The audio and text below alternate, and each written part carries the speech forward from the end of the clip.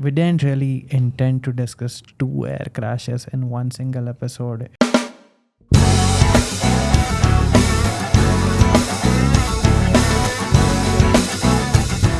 What's up? Welcome back to Pilot Podcast, and we are back with another episode. This is episode 22? Yeah, 22. Yes. Yeah, there we are. And to tell you the truth, we don't know what to talk about today. Okay. We have 0 points jotted down for today. But yeah, yes, there are some good news and we will share those and we'll talk about that. Okay. So congratulations, Chintan, on your CPL. Yeah. Thank you. Getting your Indian commercial pilot license. It's Thank a you. great job. Yes, it has been a bit of a long journey because of COVID and pandemic and challenges associated with it. But yes, you've made it. And Yes. that's great. I wish you the best for your bright career in airline. Thank you. So actually I applied for my CPL last year. Okay. Yeah. And I got it this year. Like I think it's already 1/3 of a year. Yeah. So it's 1/4 of a year. And no complaints to DGCA. They took their time to process the documents to check the requirement for the DGCA. It takes its sweet time, right? Like it definitely takes some time. But again, I mean, they have to make sure that there are no problems with the application and each requirement is met as per the DGCA requirements. standards Yeah, and So they requirements. have their own set of rules. Okay, so Correct. like they have their 100 nautical mile cross countries and 100 hour PIC and everything. So if someone is going for their flight training abroad Correct. and after that they wish to convert their license to DGCA, correct. then they should thoroughly check the DGCA requirements and For the sure. school's curriculum. Okay. Yeah. Yes. The school will Absolutely. definitely give you the DGCA curriculum, but Correct. it's your duty as a pilot to cross check with the DGCA requirements Absolutely. that whether you are following the DGCA Yeah. requirements or not. Yeah. Absolutely, yes.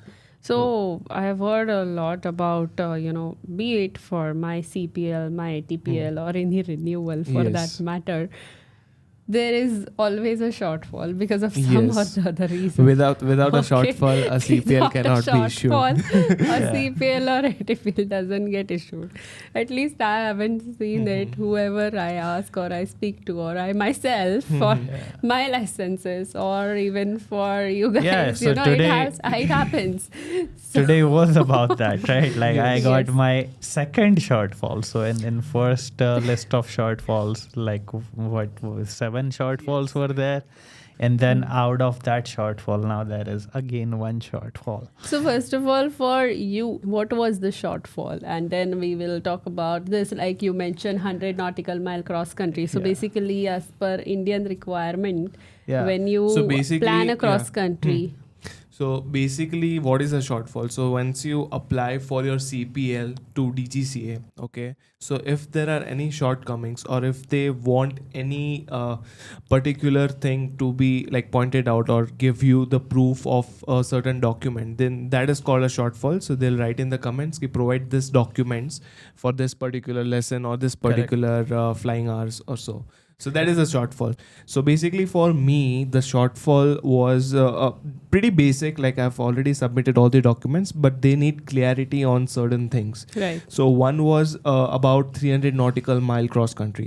So in US, in FAA logbook, we logged it as a single entry. Okay. So my cross country was from Sanford to Stewart, and then Sarasota, and then again Sanford. So it was a triangle from east coast to west coast of Florida. Okay. So for that, I did not mention the separate legs of the entry. Okay. So they needed each leg mentioned as separate leg along with the distance. So Okay. as per Indian logbook, how Yes. do we log is from and to are 2 columns in a logbook where in from that would be the place of your takeoff or departure and to would be the place of landing. Okay, that is full stop landing when you do. Okay, That is it. In between, whichever places you have overflown, that will come in that same entry. Correct. Now, in the another entry, when you make, that will be another takeoff from that wherever you've landed earlier, and then landing. So that will be another entry. So that's the way we log here. Yes. So there is a difference we can identify between overflying and actual landing. According to FAA, okay, a cross country is a distance between two airports is more than 50 nautical miles. 50. And landing should be at the destination airport. So unless you land, it's not considered as a cross country. You can't overfly and log it as a cross country according to FAA. But in India, you can overfly and still log it as a cross country. And the distance for DGCA is 100 nautical miles for cross country. So basically, from place of departure, if you draw a circle of radius of 100 nautical miles, any place beyond that would be counted as cross country from the place of departure. Yeah. Bro, increase my volume on this now. Little bit more, little bit less. Yeah, sounds good. Yeah. So any place which is beyond that 100 nautical mile radius, whether you overfly that place or you land that place, it will be counted as cross country as per Indian requirement. Yeah. So that was one of the shortfalls that I had, that you didn't mention whether you have overflown or landed on the airport that is for the cross country. So I was like, well, is it a cross country if you don't land? But yeah, in India, it is a cross country even if you don't land. But in US, if you don't land, you can't log it as a cross country. You just can't. Yeah. Yes, and one more important thing is if a person has completed his or her CPL training, and then there are certain number of documents which they have to submit to DGCA for the issuance of CPL. So they have to submit their original logbook, their SPL, their FR2L, medicals and everything. So what I have learned is, like, you go to the DGCA office in Delhi, okay, you submit the documents in person, and then they'll give you a challan. So take a copy of that challan from there and keep it with yourself, because sometimes you do get a shortfall saying that you haven't submitted the document, so you will have to upload that challan. Okay, so I don't know, like, if someone it's called as Annex B, right? I'm not sure. It is Annexure B. Okay. That is the official name to it. Okay. To the challan. Okay. That is Annexure B, which is a proof that your original documents are submitted to DGCA. So based on that, when you fly in an airline, you can operate domestic flights. But for international flights, you need to have original licenses. So if your original licenses have gone to DGCA or any other authority for some reason, you cannot operate international flights. Okay. So that is the way it goes. Got it. Yeah, so that is there. So I think, like, going in person and submitting the documents would be way better than posting or mailing it to DGCA office. Because that's everything that you have worked for, right? Like so many hours, so much money, so many papers, so much study and whatnot, right? Absolutely. Yep.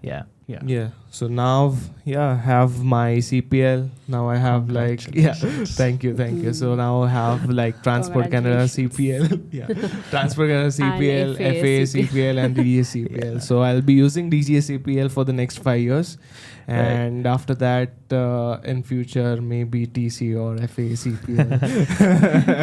Let's see. TC, we don't know, dude. Like, I've heard that the pilots, like, I have seen a meme on Instagram, right?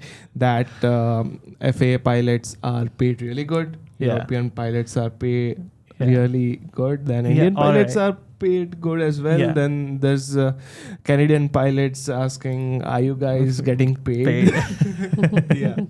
I don't know why in this podcast we make so much mockery of Canadian aviation, Canadian aviation. We don't mean to make any mockery of Canadian aviation. No, not at all. Okay. But it's just small. Like, It is small, and the thing is like the salary which a pilot earns in Canada. Yeah. Okay, so I would say almost half or around that percent salary goes into your taxes and then your expenses, because living expenses are high in Canada, so your savings would be low. Okay, and another thing is that if someone is going to Canada for their CPL training, and after that if they plan to become instructor there, do part-time job and earn money and everything, so they do not so what I personally think is they do not calculate the cost of living and how many hours of work you will put in the part-time and what you get out of it to get a job part-time and do their pilot training. And as an instructor also, the pay is very less if you see, so the savings would be very less if you think. And then again, it's like the weather is sketchy for the majority part of the year, and pilot instructors get paid only when they are flying. So if there is no flying, then their contracted amount is very less, $2,000 to $3,000, $2,000 and stuff, and the remaining is all flying bonus. So if they are not flying, they have to live on $2,000, $2,500 Canadian dollars. That's rough, because in Canada you need at least 5 to 6, at least, like just to meet the basic needs, $5,000 to $6,000 to live upon.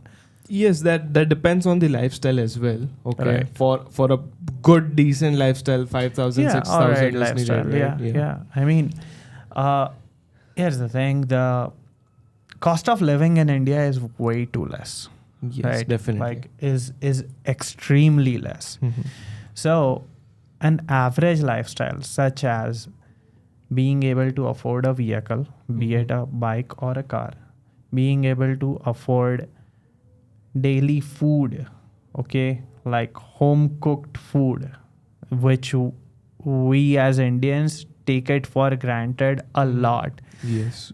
You remember we used to make pav bhaji and we used to go for grocery shopping just for that pav bhaji, and that'll cost some good amount of money, right? Like money and time as well. Yeah, for sure. Like it would consume at least like 4 to 6 hours because we were really bad at cooking. Because you have to learn from YouTube like what all. Firstly, you have to check what all ingredients you need, and then the quantity, like how many people would be coming for dinner, and then we used to go for grocery shopping, and then coming back, and then cooking and everything. So the whole process would take around 4 to 5 hours, and then we distribute the workload to the person, like 5 to 6 people. Crew resource management. So anyway, we are going way too off aviation topics. But that's the thing, like right now, if someone is going for the cadet pilot program, they do ask, is food included? It's not. You've got to cook or maybe go out Chipotle. Chipotle is the best thing if someone is veg or non-veg. Both they have good options. So we are not technically going off the topic. So they need to know what we did, like how we manage food during the pilot training. Sure. It is definitely indirectly connected to pilot career. Yes, it's like how you manage your day during your pilot training, because you are like you will be spending around 6 hours of your day at the flight school, and then once you come back off the flight, you are kind of tired, and you want to probably just lay around the bed for some time, and then you hope someone cooks for you, and then you have to cook it by yourself. So eventually it's a bit difficult. But once you follow the routine, like once you discover quick recipes, it gets easier. Speaking about the weather in Canada, I just recollected incident, recently, which took place. Last 10 days, right? Yes. So, one of our Czech instructor, so he lost his life in an accident. So that was due to weather. And was an medevac flight. That is medical evacuation. Yes, that means medical emergency was there, because of which that patient had to be carried on board, right? And the weather was a bit snowing, and it was full IFR. So air ambulance. So yes, right. It was kind of like we went through the video of what Yes. happened on. Yeah, that was really bad. Like, well, that was unfortunate. He was a really skilled instructor. Dude. Yes, like an definitely. amazing person, Mm-hmm. an extremely skilled instructor. But yeah. So bad what exactly things. happened because of which you went through the Yeah, it was- investigation, right? So It was if you could put more probably light. so. See, these small airplanes do not have the cockpit voice data cockpit voice recorder, or they don't even have like the Black box. or anything like that. So everything that there is for investigation is, I would say, like a Cessna, right? So King Air is bigger than Cessna. It's a pressurized airplane, but it doesn't have a CVR or black box or anything like that. So only data to investigate upon it is the debris of the crash and the whatever the recordings are there of the ADSB footage. ADSB footage and whatever the recordings are there of the communication with the air traffic controller. So those are the only information sources for investigators to Correct. actually come to a conclusion on. So how precise the conclusions would be, we don't know. It was first of all IFR, snowy conditions, heavy snow. It was nighttime terrain, and even turbulence was there, like moderate to heavy turbulence was there. So all of that accumulated to, it seems like it was a case of spatial disorientation. He was a Czech instructor. Okay, he was a Czech instructor, and this didn't happen in Canada, but in the north side of the US. Yes. That's where it happened. Whatever the information that is recorded, based upon that, it seems like it was a case of spatial disorientation, and especially in that, if we speak about it, seems like it was a graveyard spiral.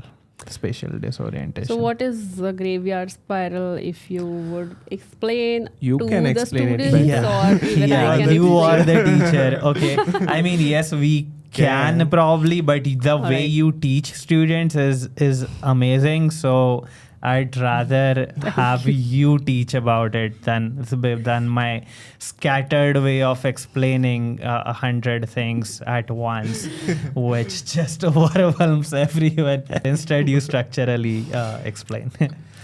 Okay, so basically in ears, there are semicircular canals. Okay, there are structures in ear which are hair-like structures. So outer and inner ear. So this is ear part of has inner. 3 sections. One is outer ear, middle ear, and inner ear. Correct. So in semicircular canal, which is a part of inner ear, there are hair-like structures which are called as otolith. So whenever there is a discrepancy between what we sense and the reality, that is the illusion So or what our disorientation, organs whatever perceive, and so difference in perception and reality is illusion. Correct. Or that leads to disorientation. Correct. So what happens, these otoliths, the hair-like structures in ear, they turn whenever the aircraft turns or rolls. All right. So when aircraft rolls towards left, those hair-like otoliths will move to left. Now that gives sensation in the initial part of the turn that aircraft has turned left. Now when you are in a prolonged turn, okay, that is for a longer period of time, there is a constant angular, motion in that, at that rate. Correct. At that time, those structures will straighten up Yeah, again. those structures are in a fluid, right? Yeah, and, they are in a fluid. And the movement of Yes. fluid actually moves otoliths, and that's how we sense, correct? Yes. Yeah. So those structures which are there in that fluid in ear, that is endolymph, and then those straighten up when you are in a prolonged turn. So in a prolonged turn, unless you look at the instruments in IMC, you would think you are in a level flight. Yeah. Okay. You perceive that you are in a level flight because otoliths are straight now. Correct. Okay. So if in case you increase your angle of turn or angle of bank is more in a prolonged turn, then you would still feel you are in a level flight. Okay, if in case you apply bank to level off, let's say by looking at instrument, you perceive that you are turning in opposite direction. Okay, because now here when you turn this way, those structures, while doing this action, they move towards left. It basically is, if we speak about humans, right, it is the gyroscope. Our ears are the gyroscope of human body. Like flight has an instrument which is artificial horizon. Okay, this artificial horizon, when you pitch up, it shows your pitch angle or bank angle in relation with a horizon that is depicted on the screen or the instrument that is called artificial horizon. In the same way, we have our vestibular system. Now, this vestibular system consists of our ears mainly. Okay, these ears, as Capt.Neha rightly said, that it has otoliths. Okay, and otoliths are submerged into fluids. Okay, and this is part of inner ear, which is part of semicircular canals. Yeah. Okay, so semicircular canals. Okay, it's been a while for me reading this. Okay, so please forgive me. Okay, now what happens is basically, if you are in a turn for prolonged period of time, the movement of the fluid stops. Okay, the fluid in which the otoliths are floating. Okay, otoliths are, as Capt.Neha said, hair-like structures, small hair-like structures. Okay, and the movement of fluids move those hair-like structures. Because of that movement, our organs, vestibular system perceives whatever the movement is there. So if you feel like this, even if you are like this, okay, even while your eyes are closed, you have a sense that you are kinda inclined, right? Okay, now human body was not designed to be in a three-dimensional space, okay, without the support of gravity, which is an airplane. Okay, so human body assumes that we are fixed on a ground. Okay, but eventually, maybe 1,000 years later, 2,000 years later, we'll have an evolution, a biological evolution in human body that we fly. Okay, maybe that time the solution won't be there. Right now, it does exist. Okay, because we are not yet evolved to be in a three-dimensional space. Okay, so when you are in a car, this illusion won't happen. The reason being because we are moving in a two-dimensional space, not a three-dimensional space. We either are going forward, sideways. Okay, we are braking, accelerating, either of these things. But in flight, you are going up and down also, right? So that divides it into two things. That is somatogyral illusions and somatogravic illusions. Okay, somatogravic illusions are acceleration and deceleration that can make you feel like you are pitching up or pitching down. Okay, somatogyral is what is related with what happened with our instructor.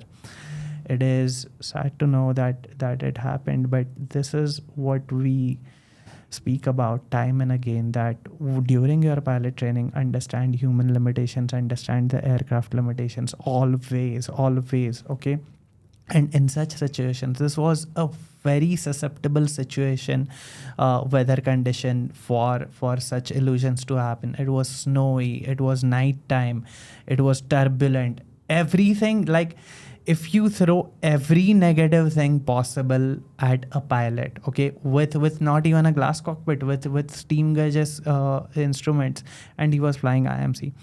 So steam gauges means conventional instruments, right? There was no outside visual clue.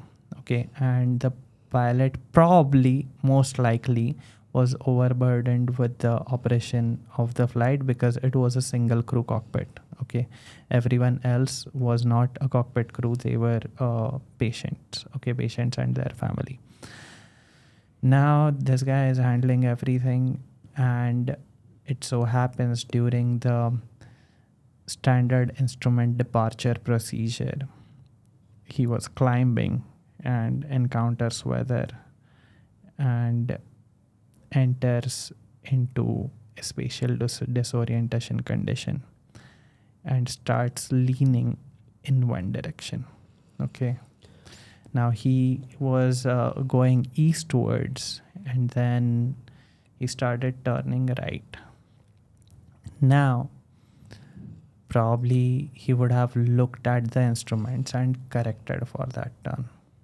Now it so happened that he overcorrected for that and then went into a bank and more bank and continued basically spiraling. And in the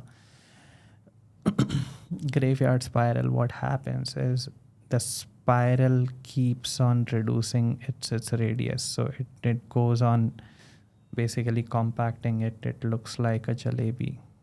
And then the person is diving because loses lift, right? Like more you bank, you lose the lift. Okay. So you're diving and still going.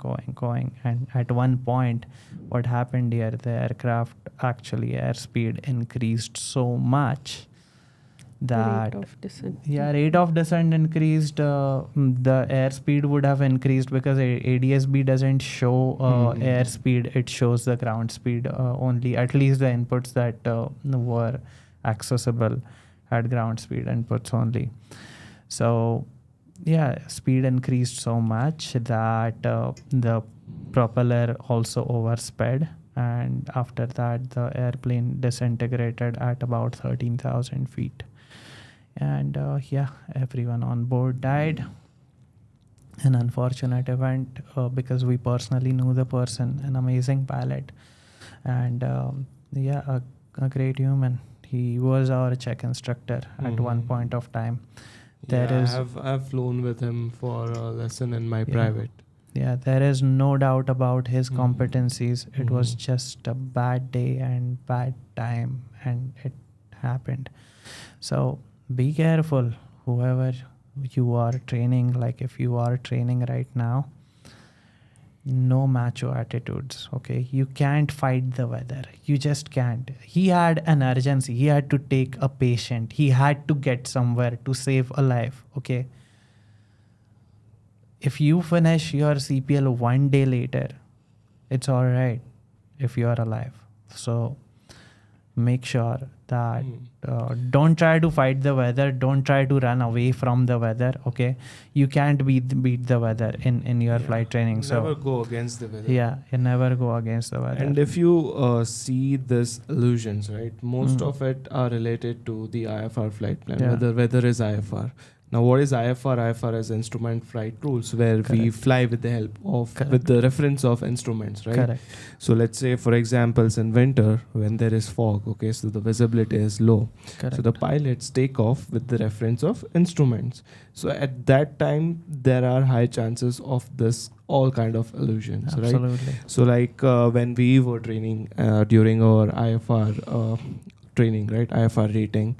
Yeah. So whenever we used to go inside a cloud, okay, there would be slight turbulence depending on the cloud, and you tend to get deflecting signals, like the instrument is telling something else and your mind is telling something else. Correct. And as a rule of thumb, you always follow the instruments, and if you follow the instruments, you can fly IFR into the clouds, because literally on the windscreen there is just a white screen. Okay, it's just nothing. It's nothing. And if you try to look out, you tend to get more confused. What was that term? Pants of the seats? Sit off the pants. Oh, okay. It's in seat of the pants. Okay, got it. Yeah, so that's fun. So in IFR flight, okay, so the training is given. So once you go into the clouds, you will feel kind of disoriented. Correct. Okay, so how do you tackle that? Is you trust your instruments. And let's say you are doing an approach to land, okay, and you're doing an ILS approach or RNAV, and then your minimums are 200 feet. So I have done an approach where at 400 feet I saw the runway. Yeah. Okay. So that's the training we are trained for during For our sure. IFR rating. And I have a lot of experiences flying the actual instrument time. Yeah, Okay. yeah. On an IFR flight plan. So that's the reason when you are in IMC conditions, that is instrument meteorological conditions, when you don't see ground and when you have clouds around or there are layers of clouds above or below you, in that case always trust instruments, artificial horizon. And when you are flying in VMC, that is visual meteorological condition, when sky is clear, you have beautiful grassland, you have various natural features visible, and in that case definitely you can trust horizon outside, because you are able to see. So that is the way, depending on what weather conditions you are flying, you can choose to do that. Apart from that, when you but it do all always this helps night to flying, glance at the instruments, even if it is VMC. Yes, obviously, because of speed, altitude, and bank angle for all those things. And also like false horizon can happen, right? Like during VFR flight. Yeah, during VFR flight, it is so much possible that we perceive a coastal line as a horizon or something, because visibility is if you are at higher. VMC is whenever it meets that criteria. Yes. In So that basically, once we are VFR, not on a VFR, there is a difference in VFR flight plan and in VMC condition. Correct. When you are on VFR flight plan, but if you are in IMC, you might have to change your flight plan to IFR. Correct. So I was so used to this like solo flights in all basically we would file every flight IFR, okay, like whether it is IMC or it is not IMC, I'd fly every flight IFR, okay, and so go. that you don't have a limitation. So we got used to a lot of IFR flying, okay. So in one of the instructional flights, I was flying with another instructor than that of my regular instructor. Now this instructor of mine tells me that, are you playing a video game? Look outside, dude. What you doing? So because there needs to be a balance of both. You need to look outside in order to look for traffic, right? That is yes. In order to avoid getting into these perceptions and falling prey to such kind of situations and illusions, there is night flying training as well as instrument flying, so you are aware that such things can happen. How would runway look like at night? How would it feel like when you are in instrument meteorological conditions? So in that case, you can take corrective measure, and you know that this is your limitation and that needs to be highlighted in the training. Correct. Yeah, recently there has been a report released of the air crash which happened in Nepal of an airline. Okay, so have you gone through the report?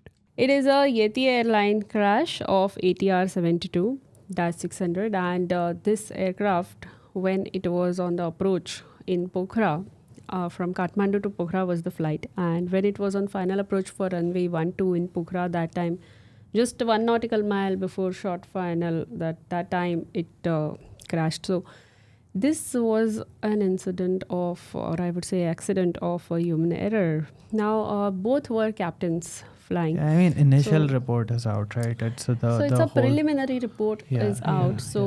When the black boxes and the cockpit, in which there is a cockpit voice recorder and flight data recorder. So flight data recorder is the one which records data up to 25 hours before the crash has happened.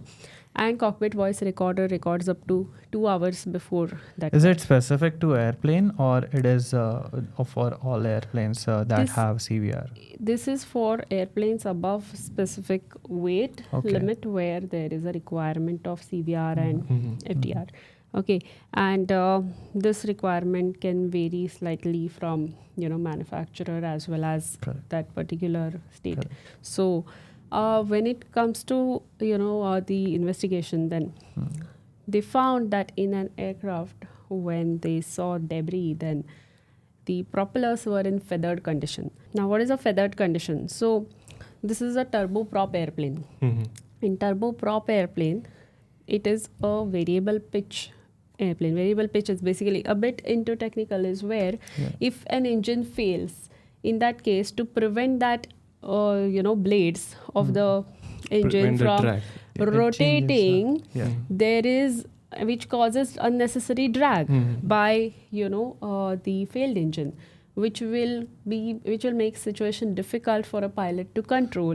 So to keep that in minimum drag position, those propellers are at 90 degrees, so it is at minimum drag. Okay, so basically when they become very aerodynamic, right? from they are this it like becomes- at yes, yeah. 90 degree to Yeah, the airflow. Okay, so Yeah. that is a feathered condition. Yeah. So the investigators found that both engine propellers were in feathered condition. Oh. Okay, now what happens is there is a pitch lever which changes the blade angle or pitch angle. Not of the, for these planes, the turboprop yeah, planes, these are right? turbojet airplanes. Yeah. Now we do not have a model of turboprop airplane. That's why I showed. Why on you that. don't have a model for it?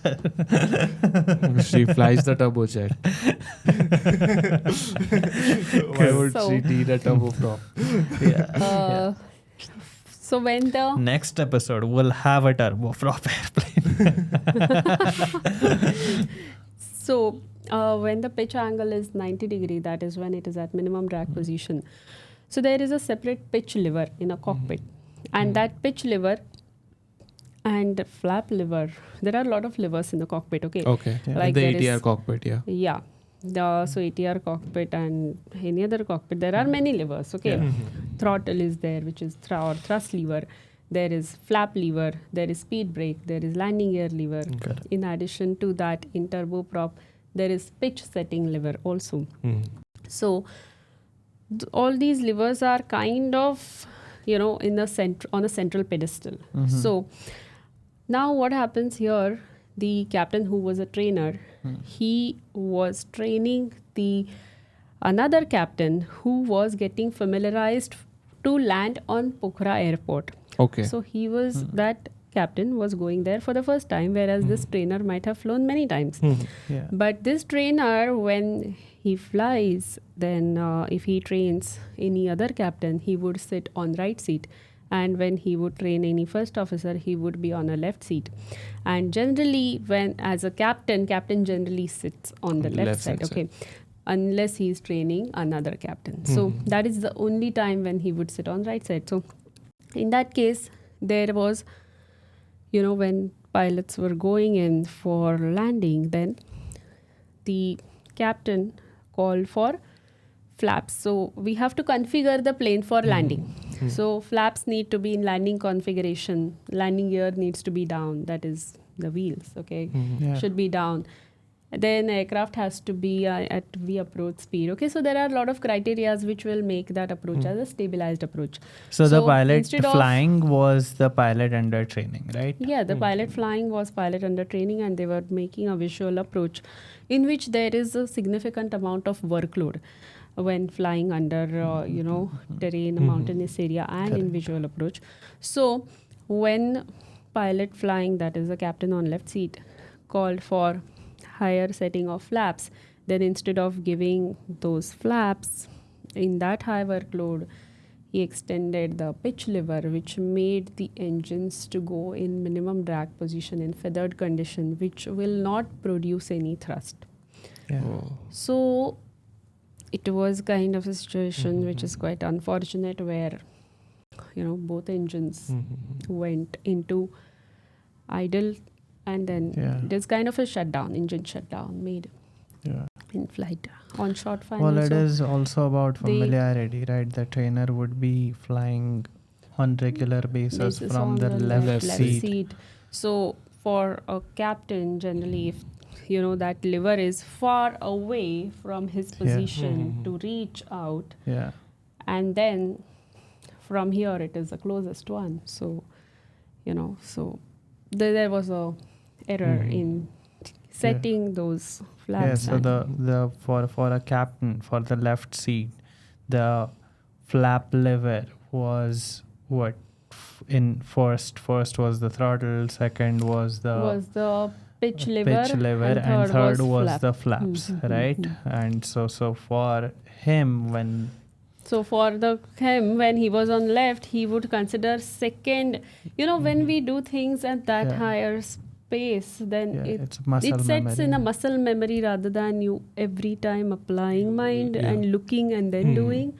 Okay, so that's the reason why all the flight controls are quite ergonomic and they are different in shape and sizes and their feel, so that the error like this doesn't happen. Correct. Okay, so for him it was a second thing when he would sit on the left side, but from here it was just it was missed out. So basically that was the reason why possible. That claimed That can be the possible reason. Preliminary According to the report reports, shows like this. final reports are yet to be out.